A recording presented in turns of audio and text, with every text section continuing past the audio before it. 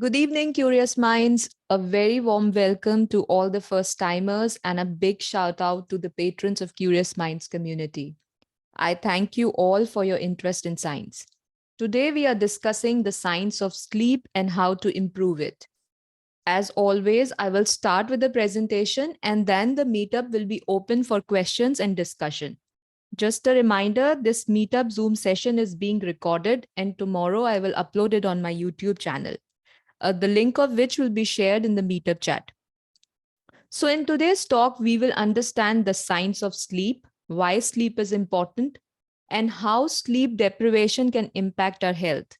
And please stick to the end to learn about the sleep toolkit. I promise to make it all clear and accessible, regardless of whether or not you have a scientific background.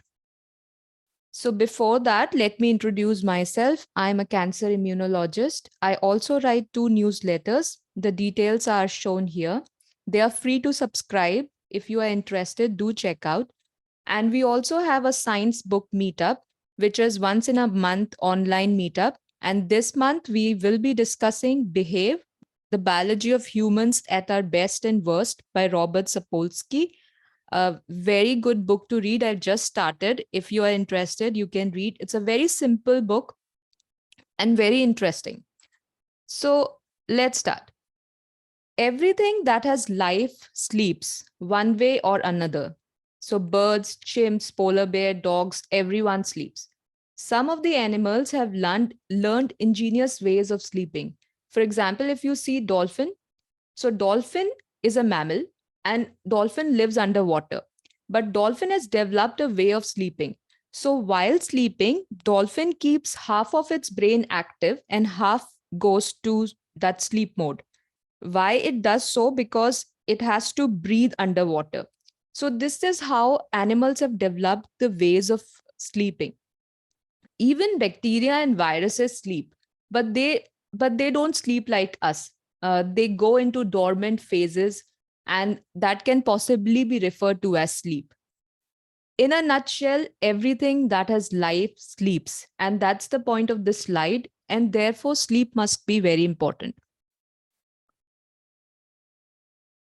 Sleep is a big part of our life. Sleep is an active physiological process necessary for life and normally occupying 1/3 of our lives, playing a fundamental role for physical, mental, and emotional health. We spend 1/3 of our time sleeping. Sleep is essential to every process in our body. It affects growth, stress hormones, immune system, appetite, breathing, blood pressure, cardiovascular health, and brain health. You name it, everything is related to sleep. Uh, it turns out that sleep is very important. However, for the longest time, we never paid attention to sleep. We all took it for granted and we paid attention only to the time when we were awake. And this famous French singer, lyricist, and actress Edith Piaf used to say, "For me, sleeping is a waste of time. I'm afraid of sleep. It's a form of death." And modern society, characterized by widespread use of electricity, demand for high performance at work, shift work, prolonged commute times, and multiple leisure activities, has significantly changed how humans sleep. The sleep patterns are completely changed. You must be like shocked to see this. Like, this is like in decades, um, our sleep duration has shortened from 8 hours to 6.5 hours. And we are traveling across time zones, so we are always jet lagged if we are traveling, and our circadian rhythm changes with that. So how can we define sleeps? Sleep is an actively regulated, periodically occurring state of reduced consciousness, muscle relaxation, and altered responsiveness to stimuli. Yes, it is true that when we sleep, we have no idea of time or our surrounding, but our brain and our body stay remarkably active when we sleep. So it's not an inactive process. It's a very active process. Our mind is very active. Our body is very active.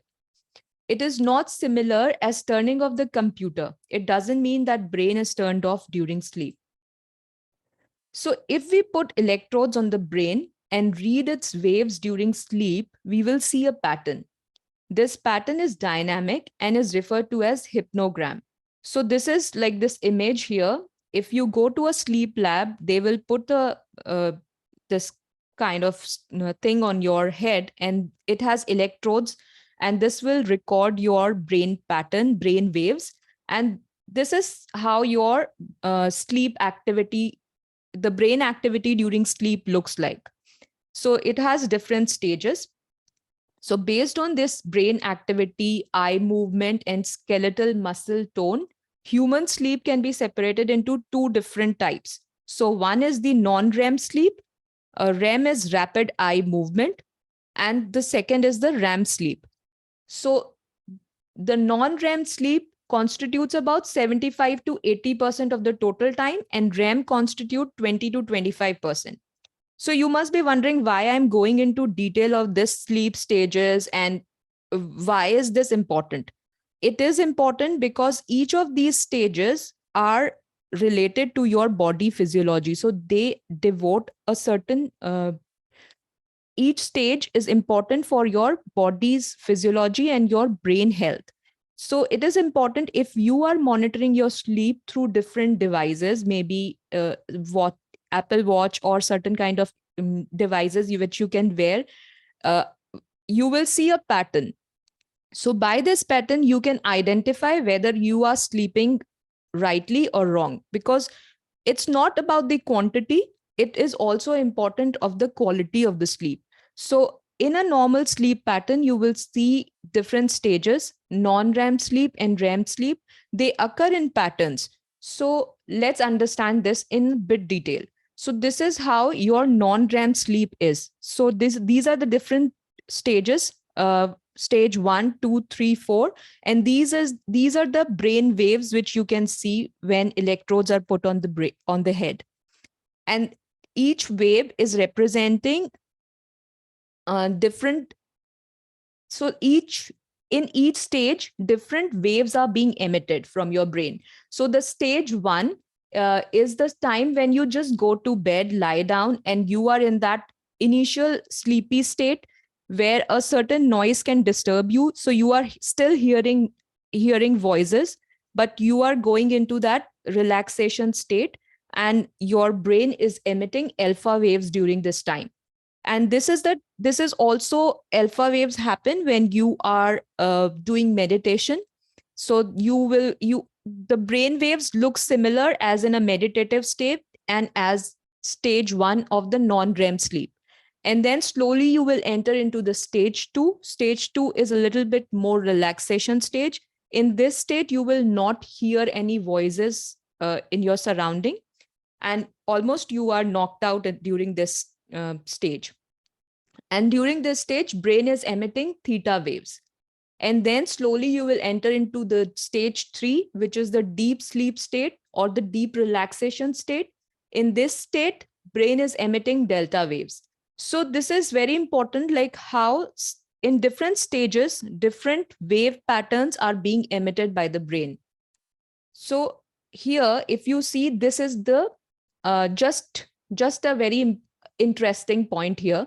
This wave pattern here, which is pointed by this arrow, it is called a, so this is a K kind of pattern, and it is this is a sleep spindle and K kind of pattern. So if you have learned something important day before and you are sleeping, so you will see a lot of K spindles, K shaped spindles in your sleep pattern. So this is the time when memory is being consolidated and your brain is remembering what you have learned in the morning, in your wake time. So this also gives you a thing like how you are uh, making sense of what you have done in the wake time. And now it comes the REM sleep. REM sleep is the most popular one when we hear every time about sleep, REM sleep. It's something fascinating about the word. In this sleep stage, our eyes are rapidly moving. Somebody, if overlooking us during sleep, can see our eyeballs moving. And but we are actually paralyzed in in this stage. Our muscles cannot move, so it's a paralysis state where it is called muscles atonia in scientific language. And here in this state we are actually dreaming, and our heart rate, we cannot maintain temperature in this state. So hypothalamus is a site in the brain which controls temperature during the wake state. Even in non-REM state, the temperature sensor of the brain is active, but specifically during the REM sleep, our temperature monitoring doesn't happen. So these are the characteristics of your REM sleep. And then now I have covered the how the brain pattern changes during your non-REM and REM sleep. Now, how the body physiology is changing during the sleep state. So, when you are sleeping, your cardiovascular changes happen. So, your heart rate goes down, blood pressure goes down, and this is a time when the heart gets a little rest. And one interesting fact here, that myocardial infarction rate, that is the cardiac arrest, happens mostly during the wake time, like the early morning, because it's the state when we are going from the low pressure to the high pressure zone. To It is needed for our body to get up, to get into that wake state. So during that time, most of the people who have certain, like, atherosclerosis or certain issues, they will the cardiac arrest will happen during the early morning hours. And this is related to that sleep to wake state and the blood pressure changing happening. And then cerebral blood flow. So during the non-REM sleep, the blood flow and metabolism rate to the brain decreases. But in the REM sleep, it is very active. So your brain is actually consuming a lot of blood, and the metabolism is high, almost like in the wake state, because we are dreaming and a rapid eye movement happening, and brain is making sense of the things which we are dreaming. So the renal changes happen. The kidney doesn't work as good as in the wake state. So decreased excretion of sodium, potassium, chlorine, and calcium will happen. And that's why the reduced urine flow. And sometimes when you wake up and you go to loo, you can see the color of the urine will be dark yellow. And that's why. And the changes in the hormone state happen. So your growth hormone is produced during sleep, thyroid hormone is produced, melatonin secretion happens. And that's why, the babies are like, they sleep more because they need to grow. Uh, and that's how their system works. Growth hormone is very much produced during the sleep state. And that is why we need that. So this is the physiological changes which happens during the sleep time. Now you must have this question, why do we sleep? I have told you, like, the how the biology is changing, how the brain waves are changing. But now what happens when we sleep and why we need? So mental and physical restorative properties, sleep is associated with all this. And there are a lot of important things that happen. It improves our physical health. The body repairs cells, restores energy, and releases molecules like hormones and proteins, as I told you before, like the growth hormone, melatonin, and the thyroid hormones are produced. It helps to prevent depression and PTSD. Sleep is very important if you have suffered from trauma or traumatic disorder, or you are suffering from depression.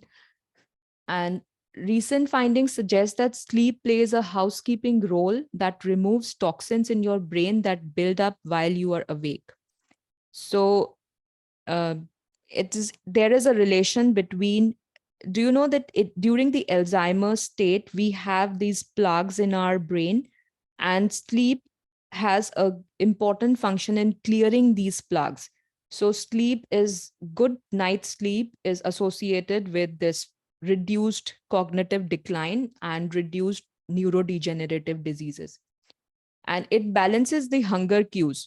So it is very important, like the in the metabolism, if you are not sleeping right, your glucose metabolism changes, and we will talk about this in short while. It also restores your creativity, productivity, and concentration. It gives rest to heart and your cardiovascular system. It strengthens the immune system, and it's also where a lot of our learning takes place. So when we are sleeping, our brain processes the day's experiences, as I told you before, like the spindles which we can see. If we have learned something new in our sleep, we will see these a huge amount of spindles happening, and this is the time when our brain is actually consolidating all what we have learned in the morning. And we also sometimes have vivid dreams that help us view life in a bigger way. So it's this just the non-scientific thing, but we have not proven it, but still the dreams are related to that. So the bottom line is sleep keeps us healthy and functioning well. It lets your body and brain repair, restore, and re-energize. If you don't get enough sleep, you might experience side effects like poor memory and focus, weakened immunity and mood changes, and lot more. We will talk about this.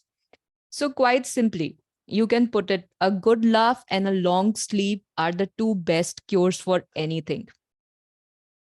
So now let's understand the effects of sleep deprivation. So up till now, you must be like, you have got this idea what sleep is doing. And if we have sleep deprivation or sleep loss, all the things can go wrong. And the first and foremost is the central uh, portion of the cognitive impairment, memory lapses, impaired moral judgment, so hallucination and symptoms similar to ADHD, like concentration deficient. Immune system, it affects your immune system a lot. It can make you prone to diabetes, type 2 diabetes. Your It can lead to hypertension and cardiovascular diseases. So this is all the research has been done there. We know the mechanism how the sleep can affect all these things. There are epidemiological studies done to validate this thing which I'm saying here. This is done after a lot of research, and this is why the sleep is very important for us. So now let's understand, like, what is sleep deprivation, like how can you define, because every person's uh, sleep duration is different. Like you feel refreshed after someone feel refreshed after 7 hours of sleep, someone will need 8 hours, or some can do with 6.5 or somewhere around that. So every person's need for sleep is different. And so, how can we understand what is sleep deprivation in definition? So, sleep deprivation can be categorized as acute or chronic. And acute sleep deprivation refers to no sleep or reduction in the usual total sleep time, usually lasting 1 or 2 days, with waking time extending beyond typical 16 to 18 hour. This is important. So if your waking time is exceeding beyond 16 to 18 hours and this is happening for 1 or 2 days, then you can go into that acute sleep deprivation phase. And this is important, only 1 to 2 days you need to go there. So just here, one study showed that they did two they took two groups, one who has 12 hours of sleep deprivation and one with normal sleep, and their metabolic profiling looked totally different. So the one with the sleep deprivation, their glucose metabolism, genes related to glucose metabolism or the metabolites in the body, enzymes, everything was changed. And so this is really alarming that only 1 to 3 days of sleep deprivation can lead you to that zone. And chronic sleep deprivation is defined, it is defined by this third edition of the International Classification of Sleep Disorders, as a disorder characterized by excessive daytime sleepiness caused by routine sleeping less than the amount required for optimal functioning and health maintenance, almost every day for at least 3 months. So, chronic sleep deprivation, 3 months of irregular sleep. So, irregular sleep is also common, like this. Sometimes you are up till 2 a.m. one day, then recover the next day, and then have to leave early in the morning another day. So this is certain like irregular sleep time. You don't have a, a fixed sleep time and a wake time. This actually tells you that your circadian rhythm is just not right. If you are not sleeping on the same time and you are not getting up on the same time. And this is how like sleep deprivation can be defined. And now let's understand like what I told before, the mechanism of it, why the things happen, what is the science behind it, how sleep loss is associated with obesity, type 2 diabetes, cardiovascular, and all that. So studies have shown that if you are not sleeping right, your there are two important hormones in the body which control our hunger and appetite. So one is ghrelin and one is leptin. So when you are not sleeping right, you will have lower levels of leptin. A leptin is a hormone produced by adipose tissue. Adipose tissues are the fat tissues, fat which is underneath the muscles or around the belly region. So that is the adipose tissue. So adipose tissue secretes these hormones, which can control the hunger and which can suppress the appetite. So when you are not sleeping right, your appetite goes up and your satisfaction levels goes down. So if you are not sleeping right, the next day you will tend to eat more. And this will happen continuously. And if you know that if you start eating more, your stomach is like a bag of muscle. So it will extend and you will have that uh, the the amount of food needed to satisfy someone will increase, and this is the vicious cycle, and then the obesity happens. And here how this is related to type 2 diabetes, because as the adipose tissue or the fat increases, the insulin sensitivity changes. Insulin is required for our tissues to absorb glucose and convert it into glycogen. And when insulin levels are less in the body, then these glucose is not absorbed by the tissues and it is freely floating in the blood circulation. And more glucose in the blood, it will affect every cell of the body. And this is how type 2 diabetes can affect every organ of the body. If you know this, that type 2 diabetes, like a slow killer, it slowly deteriorates every organ of the body because of this high glucose level. So, sleep deprivation is related to this glucose metabolism, and your body is changing this ghrelin and leptin hormone ratio, and you are eating more because you are sleeping less, and then this creates a vicious cycle that you have to eat more to just satisfy the hunger, and then insulin sensitivity, insulin resistance happens, and then type 2 diabetes. So this is how it is related, the two things. Then the third is the cardiovascular morbidity. So if you are not sleeping right, your heart is actually is not getting rest anytime. So the body has created this mechanism of slowing down the heart rate and lowering the blood pressure just to give heart a rest, because cardiac muscles work all the time and they need a rest too. So if you are not sleeping well, you are more prone to hypertension, which is high blood pressure. And so it's all related. Like if you are eating more and your body is not processing that food properly, it will start storing fats. And if it is start storing fats, the atherosclerosis can happen. So atherosclerosis is just the fat deposition in the capillaries, in the blood vessels. And the carotid artery, which is the artery which supplies the blood to the heart, it's the main artery. And there, if the fat deposition happens, the atherosclerosis will happen, and you will be more prone to the blockage and the heart attack later. So everything is related. So the interesting part is this doesn't happen like in few days. So this will happen in years. So you will think that, okay, I can be more productive by not sleeping few days. I can do this or that, or just have the irregular sleep routine and you will feel fine next day. Or sometimes if you're not feeling fine, you will depend on coffee to be fine. But your body physiology is changing.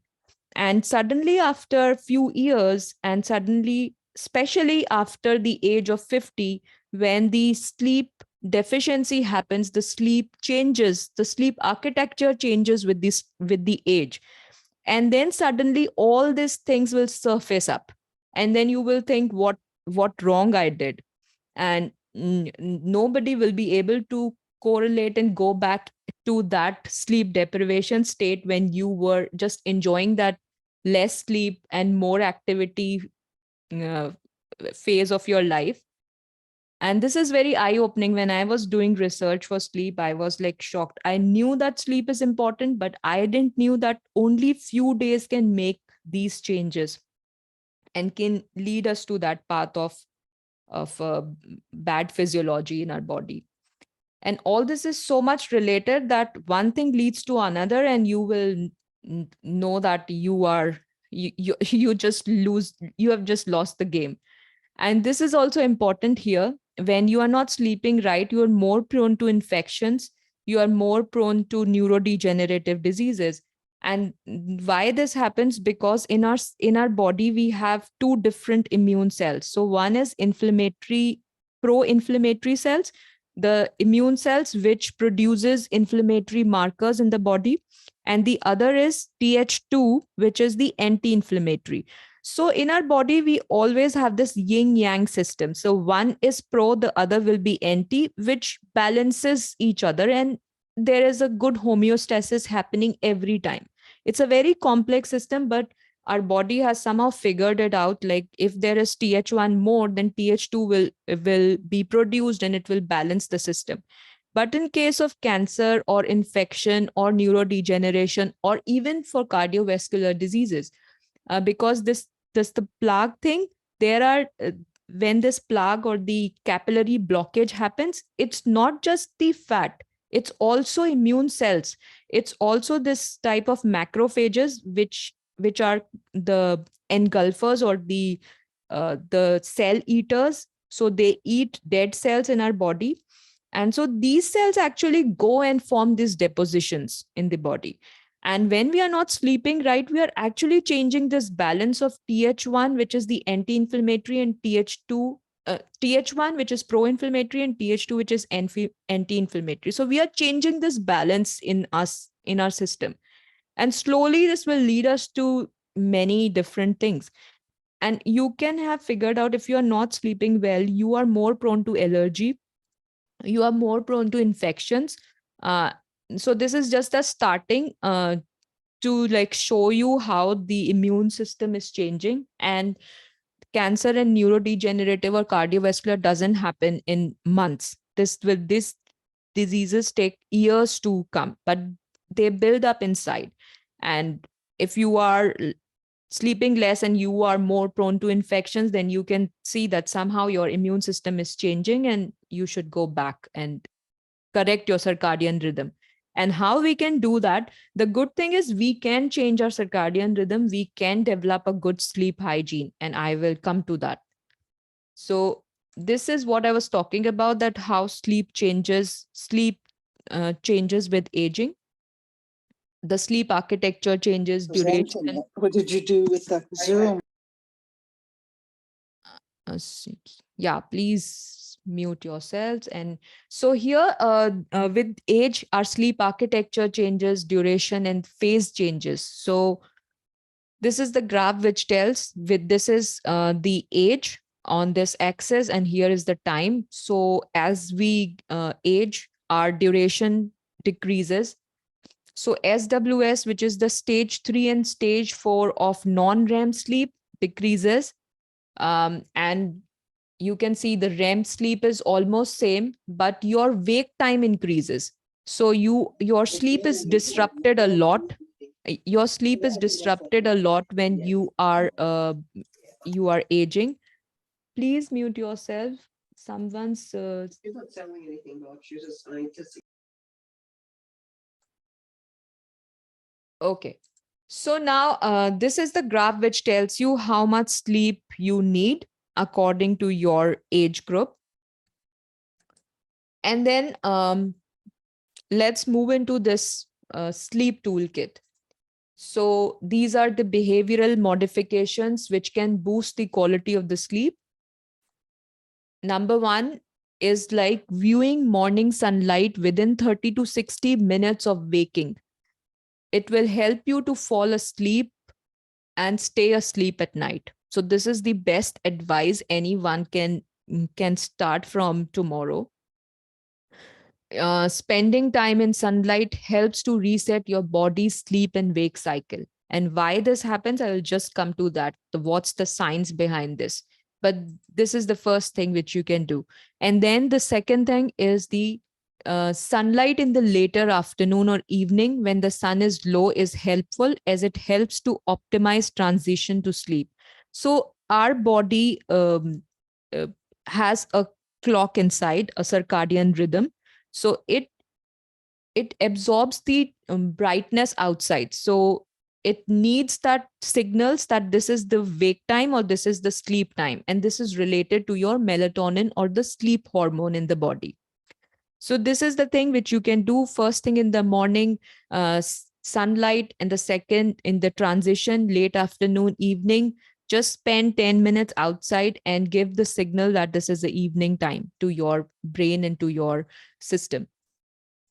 And this is the things which we all know: no artificial bright light in the evening, and start dimming house lights a bit during the night time. So just give these signals: morning wake time signals and evening sleep time signals. So now you must be wondering, like, if it's overcast or it's a snowy day, then how can I get sunlight from the in the morning? So this graph can tell you, even if it's an overcast day, you have enough light present. If even if you cannot see, there is intensity in the in the sky, which your eyes can absorb and give signal to the brain.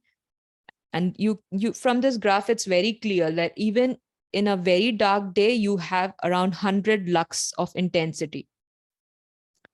So advice number 3 is to reduce liquid intake before bedtime. Use the toilet right before bedtime. These are the things which we all know, which we all follow. But the thing is, if you are actually getting up in the night time for any reason, then use dim lights. Don't expose your eyes to bright lights, because the brain doesn't understand the timing in that way. The body's clock works with the light intensity. So if you are exposing yourself to bright light, then suddenly your system gets into shock and understand that it is a morning time, and it will change the sleep architecture. And after that, if you are going to bed, you will not be sleeping, like the quality of the sleep will decrease a lot. So now what's the science behind this? Deep beneath the cerebral cortex here, this region, is a vestigial eye, which measures and keeps time. So darkness causes the pineal gland to produce more melatonin, and which signals the body to prepare for sleep. On the other hand, light, especially the blue spectrum light coming from screens or smartphones, television, tablets, decreases melatonin production and signals the body to prepare for being awake. It's important to note that brief pulses of light of sufficient intensity and duration also abruptly suppress its production.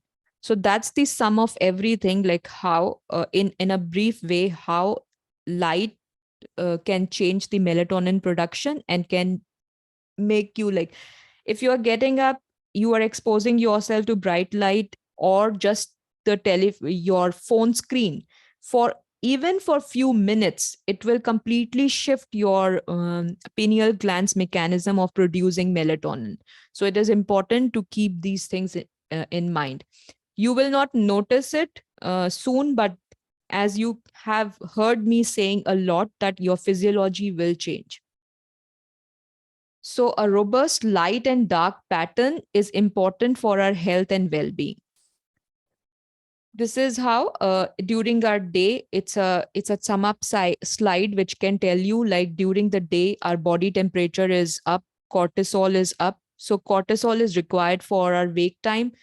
Our blood pressure is high, and during night all this reverses. So cortisol goes down, melatonin goes up, and you will feel sleepy. This is the sleep state. And melatonin when low and cortisol high is a day state for your body. So now advice number 4. Keep a regular schedule. Our body loves routine. So if you are sleeping at a right time, plus minus 15 or 30 minutes, doesn't matter, but sleep at the right time. If you are sleeping at 10, sleep at 10 or 10:30 max. Don't deflect from that, and wake up at the right time. So maintain that regular schedules. So create a relaxing bedtime routine. You might want to take a warm shower or bath or listen to soothing music. If you are someone who is not falling asleep soon, you can try these things. So taking a warm shower actually increases the body temperature, the core body temperature, and this will help you to fall asleep, because as we sleep, our body temperature is high during the start, and then it's high during the start. No, it's low during the start, and then it's goes up. Yeah. So, and then in the morning it goes high again. So the advice number 5: try not to nap during the day. If you do nap, try to do so before 3 p.m. and try to keep the nap short, about 20 minutes. And have you heard about this coffee napping? So if you are napping, combine it with your coffee time, because if you are taking coffee actually takes about 20 minutes to kick in. So you can utilize that time to nap. So you will have that double boost. So the coffee will kick in and you will have this nap time also. And this is combined with the temperature. So make sure the temperature in the bedroom is comfortable, not too hot and not too cold. Warm bath. And if you are waking up because you are warm, be sure not to wear socks while sleeping and stick out hands and foot from under the covers. These are just the basic things I've just put down. Everyone knows. The important thing is to maintain the circadian rhythm, to balance it. First thing in the morning, 10 to 15 minutes of morning sunlight, and in the evening, just go to that evening dawn time, go out and just give that signal to your brain. This is important if you are like your dinner time. So when we eat, our when we are metabolizing things, our core body temperature goes up, and all the blood flow or all the energy is towards metabolizing the food. And so if you want to sleep right, finish your dinner before, like, 3 hours before the bedtime. So your body will go into that relaxation state. For sleeping, we need a relaxation parasympathetic system to go up. And if our body is wasting energy to metabolize food, it will not sleep. And so if you will go to bed during that time, you will not be able to sleep. So this is how the body temperature changes. So during your awake time, your body temperature, core body temperature is up. And then when you're sleeping, it goes down. And slowly, when you are waking up, your body temperature will rise again. And melatonin during the day, it's low because it's the daytime sunlight, and melatonin is low, then it goes up, and it goes, so it follows the similar pattern of your sleep. So, advice number 8, avoid alcohol and products that contain caffeine and nicotine. These can cause overstimulation and interfere with sleep. Now, you will say that drinking alcohol actually makes you sleep better, like you are sleeping after drinking alcohol. But your sleep architecture is changed and your quality of sleep is deteriorated. So, if you are lying in the bed thinking that it's a good night's sleep after drinking alcohol, it is not. So, alcohol actually disrupts the sleep architecture. So, but once in a while, you can have that evening alcohol time, or the parties you can have. Uh, I'm not saying completely avoid it, but not make it a routine to just have alcohol and sleep, because that's not working. And exercise. When we exercise, our body is actually very stimulated. It's a kind of a little stress on a body. The body temperature goes up a lot. So if you are exercising in the evening, try to do it before, like 3 hours before going to bedtime. So these were the few advices, and now there are some more sleep tools. The number one is non-sleep deep rest. So if you are your circadian rhythm is not proper, like you are not sleeping on the right times, or because of work or shift work or something, life is happening, you have small kids or things like that, so you will not be able to have that proper sleep hygiene. You can follow this non-sleep deep rest. This If you google it on the YouTube, or you can find the script, it's just 12 minutes of a video which you can do anytime in the day. This will put you into that stage 1 or stage 2 of that non-sleep non-REM sleep, and this is a very good way of actually restoring the balance. So this is the toolkit which you can do, NSDR. And then is the breath work. If you are finding it's difficult to sleep, or you are thinking that your body is very anxious, you are feeling anxious, you are very feeling like very energetic and can't sleep, so try this technique, which is a 4-7-8 breathing technique. It is a very simple thing. Like you start with breathing in normally for 4 seconds, hold your breath for another 7 seconds, and then you will purse your lips and breathe out through your mouth for 8 seconds, making a whooshing sound. So this is a 4-7-8 breathing technique. You can repeat it for 4 to 5 times, and it works like magic. And you can use it anytime when you are feeling angry or very anxious or restless. Follow this technique. Instantly after 4 or 5 rounds of doing this breathing technique, you will feel relaxed. So the third is, this is specifically for people who are finding difficult to sleep, and uh, age like people who are in advanced age above 50. So you can have these few relaxation techniques, which you can do it on bed also. Just do this normal routine on follow this normal routine, and make it a habit. Like have a sleep ritual, like a thing which you do, and you prepare yourself for sleep, and you are slowly giving signals to your body and brain that this is a time to rest and stop thinking about a lot of things, and slowly go through the rest phase. So, some of these tips will be easier to include in your daily and nightly routine than others. However, if you stick with them, your chances of achieving restful sleep will improve. So, that said, not all sleep problems are so easily treated and could signify the presence of a sleep disorder, such as sleep apnea, obstructive sleep breathing pattern, restless leg syndrome, necrolepsy, or another clinical sleep problem. Do you know there are like 90 different sleep related problems, like sleep deprivation problems? So if your sleep difficulties don't improve through good sleep hygiene, you may want to consult your physician or a sleep specialist, because there can be an underlying reason for it. um, just an example, if you have a thyroid hormone disbalance, then it can affect your sleep. If you are going through menopause, it can affect your sleep. So there are like different things which are happening in the body physiology which can affect sleep. That can be a reason.